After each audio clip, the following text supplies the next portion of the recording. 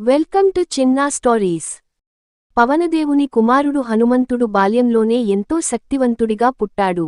ఒకరోజు ఉదయాన్నే ఆకాశంలో ప్రకాశిస్తున్న సూర్యుడిని చూడగానే అది ఒక రకంగా పండుగా కనిపించింది అతనికి.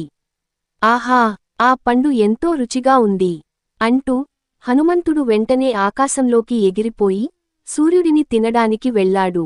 అంతేకాదు, అతని వేగం అంతమొందదు. దేవతలు ఆశ్చర్యపోయారు. ఇంద్రుడు కలుగజేసుకున్నాడు. హనుమంతుడిని ఆపేందుకు ఇంద్రుడు తన వజ్రాయుధాన్ని ప్రయోగించాడు. అది హనుమంతుని నోటి మీద పడింది. హనుమంతుడు భూమికి పడిపోయాడు.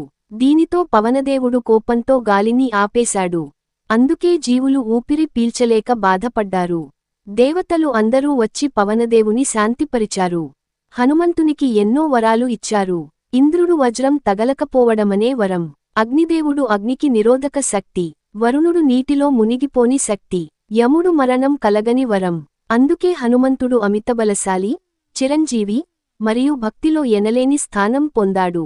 ఆయనను అంజనేయుడు, బజరంగ్ బలి, మారుతి అనే పేర్లతో పిలుస్తారు.